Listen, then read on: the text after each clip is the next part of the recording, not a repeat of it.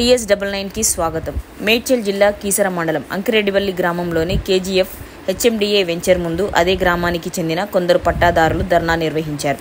వివరాల్లోకి వెళ్తే బాధితులు మాట్లాడుతూ మా తాతల ఆస్తి అప్పట్లో అమ్ముకున్నారు, మా సంతకాలు లేవు, అందుకే కోర్టులో కేసు వేయడం జరిగింది.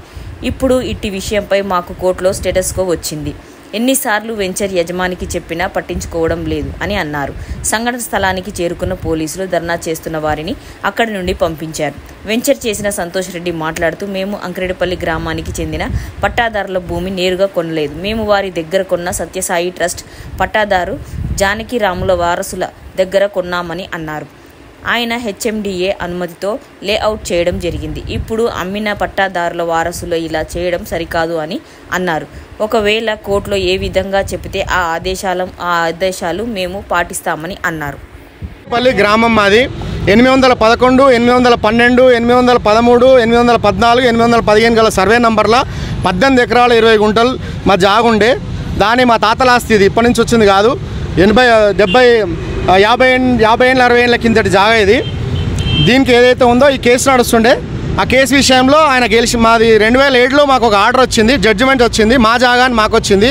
మాకు వచ్చిన తర్వాత మళ్ళీ పైకోర్టుకి వెళ్ళి వాళ్ళు ఏదో ఆర్డర్ తెచ్చుకొని మా అడ్వకేట్లను మేనేజ్ చేసుకొని వాళ్ళు ఆర్డర్ తెచ్చుకొని ఇవాళ ఆ రోజు కూడా ఇది డెవలప్ చేసేటప్పుడు మేము అడ్డుపడడానికి వచ్చాము. మేము కొంతమందిని పెట్టి మమ్మల్ని దౌర్జన్యంగా తోసేసి, అన్యాయంగా తోసేసి ఎలగొట్టేశాడు ఇక్కడి నుంచి అని. ఏమైనా ఉంటే కోర్టులో చూసుకోండి అన్నాడు. మేము కోర్టులో కేసు పుటప్ చేసాము, హైకోర్టులో వేసాము. హైకోర్టులో వేసినప్పటి నుంచే మేము ప్రతి గవర్నమెంట్ ఆఫీస్లో అప్లికేషన్స్ ఇస్తూ ఉన్నాం, ఉడాలో ఇస్తూ ఉన్నాం, MROలు ఇచ్చాము, మేము రిజిస్ట్రేషన్ ఆఫీస్లో ఇచ్చాము. అప్లికేషన్ ఇచ్చినా కూడా ఆయన పర్మిషన్ తెచ్చుకున్నాడో ఏం తెచ్చుకున్నాడో తెలియదు. ఈ డెవలప్మెంట్ చేసి ఇది ఆపమన్నా కూడా ఆయన విల్లాలు కట్టుకుంటా డెవలప్మెంట్ చేసుకుంటూ అమ్ముతున్నాడు. ఈరోజు కూడా 40 to 50% అమ్మాడు. మాకు ఈ మధ్యన స్టేటస్కు ఆర్డర్ వచ్చింది. మాకు ఆర్డర్ వచ్చినాక కూడా ఆయన అమ్మడానికి ప్రయత్నం చేస్తున్నాడు. ఆయన కొంతమంది వచ్చారు, అడిగితే కూడా రేట్ చెప్పి ప్లాట్లు అమ్ముతున్నాం అంటున్నాడు. నిన్న మొన్న కూడా వెనకాల పని చేస్తున్నారు వీళ్ళు, ఏ పని ఆపట్లేదు. ఈయన దయచేసి మాకు న్యాయం చేయాలని మేము కోరుకుంటున్నాం. వాని తాత సొమ్మ, వాడి అయ్యే సొమ్మ, మా తాతలది, మా నాన్న వాళ్ళది, మాకు చెందండి. అతను ఎట్లా కడతాడు, అతనికి ఏమున్నది, మమ్మల్ని కొంచెం ఇన్ఫర్మేషన్ తీసుకోవాలి కదా. ఇంతమంది ఉన్నారు, 50 మంది ఉన్నారు. 50 మందిని ఎవరిని కూడా అడగకుండా ఆయన ఇంత చేస్తున్నాడు అంటే ఆయనకు ఎందుకు? ఎవరిని సొమ్మని చేస్తుండు? వాని తాతదా, వాని అయ్యదా? రమ్మని వచ్చి మాట్లాడమను ఏదన్నా ఉంటే.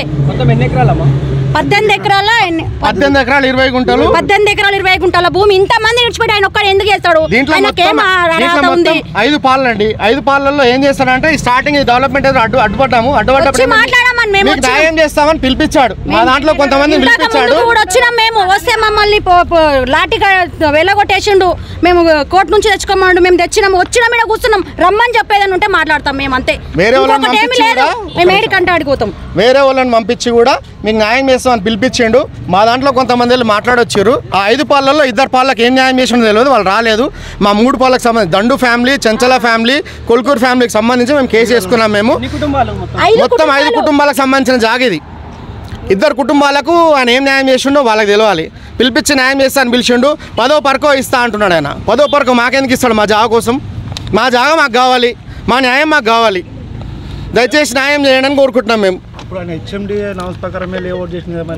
మేము కోర్టులో కేసు ఉండగా HMDA ఎట్లా ఇచ్చింది నాకు అర్థం కాలేదు. మీరు కోర్టులో పిటిషన్ చేసినప్పుడు అవును, కేసు నడుస్తుండగా ఆయన పర్మిషన్ తెచ్చుకొని వెంచర్ చేసిండు. ఇప్పుడు మా వాళ్ళు ఎవరు అమ్మలే,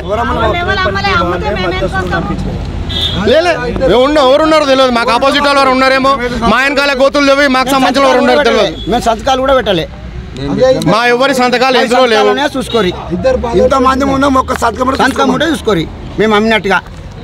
దీంట్లో కుటుంబంలో దండు ఫ్యామిలీకి సంబంధించి ఈ టెన్షన్ పెట్టుకొని 2 మంది, ఒక ఆయన ఉరేసుకుని చచ్చిపోయాడు, ఒక ఆయన మందు దాకా చచ్చిపోయాడు. 2 చనిపోయారు. ఇంతమంది ఊసరైతే వాడు కూడా పోతాడులే కానీ ఈ కోర్టు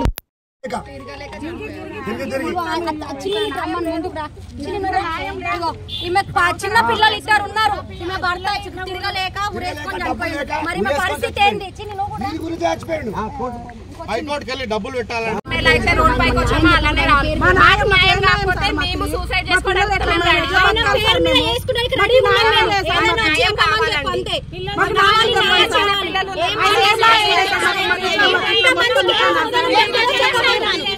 చచ్చిపోయారు. ఇప్పుడు మేము కూడా రావాలంటే మనిషికి ఇంత పెట్రోల్ పోసుకొని ఈయనే తలగబెట్టుకుంటాం. మాకు న్యాయం జరగకపోతే ఏం చేస్తాం చెప్పు? మా బతుకుదేరు ఏముంది? ఏం లేదు బతుకుదేరు.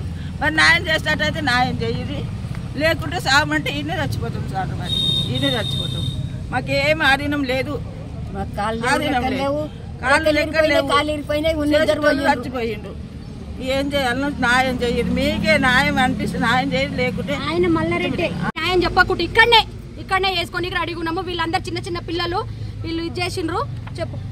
మా చిన్న పిల్లలు ఎట్లా సార్? మేము మా భర్తలు పోయినట్టుగా మేము ఏదైనా ఒకటి చేసుకొని చనిపోతాం సార్. ఇక మేగిన మా పిల్లలు ఆగమవుతారు. ఇక ఈ మల్లారెడ్డి చేయబట్టుగా మేము మొత్తం ఇట్లా మా పిల్లలు, మా భర్త, మేము అన్యాయం అయిపోతే ఇక మా పిల్లలకి అన్యాయం అయిపోతారు. ఇక ఆనా నుంచి మేము నమ్మకాలు ఉన్నందుకు మాకు ఉన్నదకి ఆశ సార్. మాకు ఇదే ఉన్నదని చూసుకుంటే మాకు ఇంత అన్యాయం చేసారు మమ్మల్ని. మేము ఎట్లా చేయాలి సార్? మేము మా కొడుకులు ఇద్దరు తిరిగి తిరిగి తిరిగి తిరిగి సూసైడ్ చేసుకొని చచ్చిపోయారు. లేరు చూడడానికి. పరిస్థితి ఏంది? ఇప్పుడు ఇద్దరు కొడుకులు చనిపోయారు.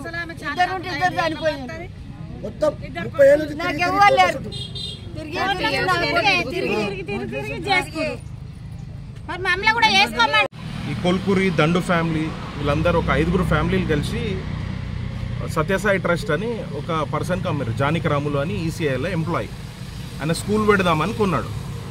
ఆయన కొన్నాక ఏమైంది, 2005లో మళ్ళా వీళ్ళు చంద్రారెడ్డి అని ఇంకొక ఆయనకు అమ్మిండ్రు. లక్ష్మీనారాయణ చంద్రారెడ్డి అని ఇద్దరికి అమ్మిండ్రు. మళ్ళీ సెకండ్ రిజిస్ట్రేషన్ ఏమని, మేము ఈ పిల్లలం ఉన్నాము, మేము సైన్ పెట్టలేదు, మా తాతల ఆస్తి వాళ్ళు మాకు ఇది మా సహకారం లేకుండా వాళ్ళు అమ్మినందుకు వాళ్ళకి చెల్లదని చెప్పి మళ్ళీ 2005లో అమ్మిండ్రు.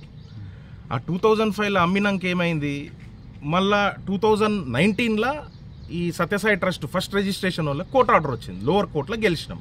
ఆర్డర్ కాపీ కూడా ఇప్పుడు మీ అందరికీ ఒక కాపీ ఇస్తా. దాని తర్వాత ఏం చేసిండ్రు వీళ్ళు, ఆర్డర్ కాపీ వచ్చినాక ఈ లిటికేషన్లో ఆయన కూడా ఓల్డ్ అయిపోయింది. 2019లో ఆయనకు ఆర్డర్ వచ్చింది. పాపం 20 ఏళ్ళు కొట్లాడిండి ఆయన, జానకిరాములు అనే మనిషి. 20 ఏళ్ళు కొట్లాడినాక 2020లో చచ్చిపోయింది ఆయన. చచ్చిపోతే ఏమైంది, ఇక వాళ్ళ పిల్లలు, వాళ్ళ లీగల్ ఎయిర్స్, వాళ్ళ అక్క, ఒక కొడుకున్నాడు, ఒక ఓల్డ్ ఏజ్ మదర్ ఉంది. వాళ్ళందరూ ఏం చేసిండ్రు, వచ్చి ఇట్లా మేము అమ్ముతాం ఈ జాగా అంటే గురుదేవి అనేట ఆమె కొన్నది. కొన్నాక దీన్ని లేఅవుట్ డెవలప్ చేసి దీన్ని ప్లాట్ల లెక్క చేసినాం.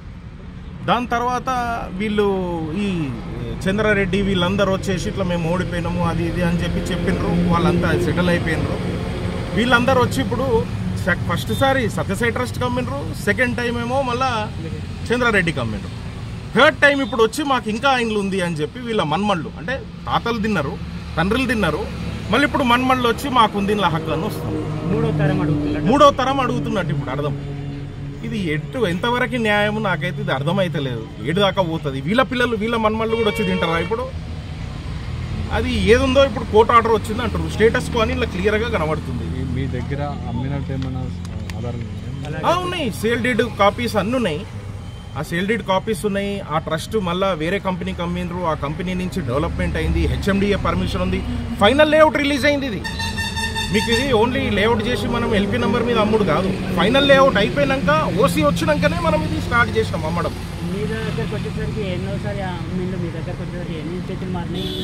ఇది ఫస్ట్ రిజిస్ట్రేషన్ సత్యసాయి ట్రస్ట్ ఉంది కదండి, వాళ్ళది లోవర్ కోర్టులో ఆర్డర్ ఉంది. ఆర్డర్ ప్రకారంగా కొన్నాం మేము. ఆ సెకండ్ రిజిస్ట్రేషన్ వాళ్ళని కన్సెంటింగ్లో పెట్టి కొన్నాం. మళ్ళీ సెకండ్ రిజిస్ట్రేషన్ వాళ్ళని కూడా విట్నెస్లో పెట్టి అప్పుడు కొన్నాం. ఏం చెప్తున్నారు? ఇది ఏదున్నా కోర్టు నుంచి తెలుసుకోవాలని చెప్తున్నాను. వీటికి వచ్చి ఇట్లా లేఅవుట్ దగ్గర గడబడి చేస్తే అదంతా ఎవరికి మంచిది కాదు. ఇది అన్ని న్యాయపరంగా అన్ని తెలుసుకొని కరెక్ట్గా రావాలి. ఇప్పుడు న్యాయం కోర్టు చెప్పింది అనుకోండి, ఇది వాళ్ళదే జాగా వాళ్ళకి ఇచ్చేయండి అంటే ఇప్పుడు తాళమేసి ఇచ్చేసి వెళ్ళిపోతాను. నాకేం అభ్యంతరం లేదు. బట్ అట్లా కాదని చెప్పి మమ్మల్ని ఏదో బ్లాక్మెయిల్ చేసి రచ్చకు లేపి అది ఇది ఆ పేరు ఈ పేరు వాడి దాన్ని బదలాం చేస్తానంటే ఇది మంచిది కాదు. అది